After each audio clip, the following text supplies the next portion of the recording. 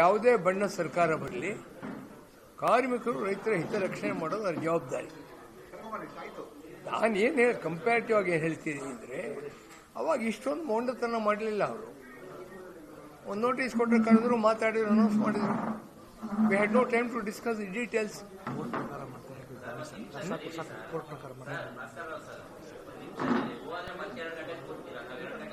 ಇಲ್ಲ ಕ್ಷಮಿಸಿ, ಇಲ್ಲ ಹೇಳಿ ಪರವಾಗಿಲ್ಲ.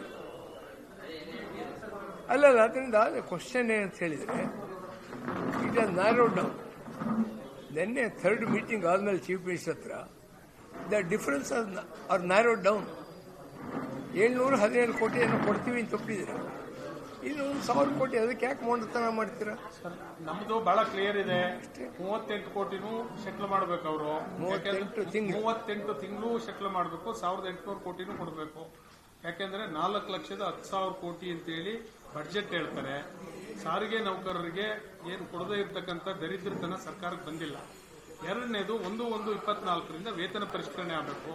ಇವೆರಡೂ ಸರ್ಕಾರ ಮಾಡಬೇಕು ಅನ್ನೋದು ನಮ್ಮ ಫರ್ಮ್ ಆದಂತ.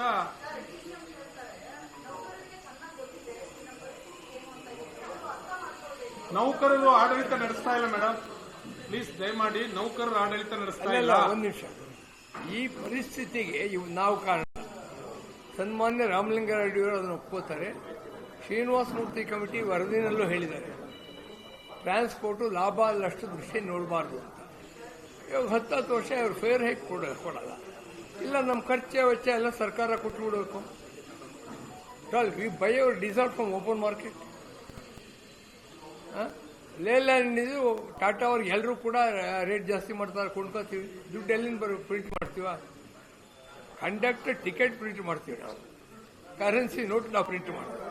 ಸರ್ಕಾರದ ನೀತಿಯಿಂದ ಲಾಸ್ ಅಂತ ಅನಿಸುತ್ತೆ, ಅದು ಆಕ್ಚುಯಲ್ ಲಾಸ್ ಏನಿಲ್ಲ.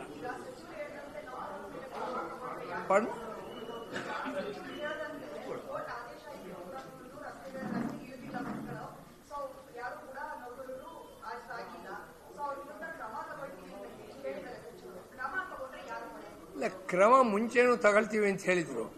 ಕೋರ್ಟ್ ಆರ್ಡರ್ ಬರುತ್ತೆ, ನೋಡೋಣ, ಇರಲಿ, ವಿಲ್ ವೆಯ್ಟ್. ಕೋರ್ಟ್ ಆರ್ಡರ್ ಇವತ್ತು ಏನು ಬರುತ್ತೆ.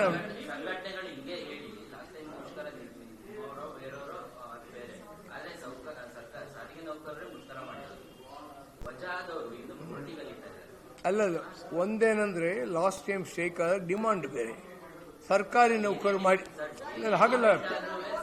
ಪ್ಲೀಸ್ ಬೇರ್ ವಿತ್ ಮೀ. ಸರ್ಕಾರಿ ನೌಕರರು ಮಾಡಿ ಅಂತ ಅಂದ್ರೆ ಕಾರ್ಪೊರೇಷನ್ ಲಿಕ್ವಿಡೇಟ್ ಮಾಡಿ ಅಂತ ಡಿಮಾಂಡ್ ಹಾಕಿದ್ರು ಅವರು.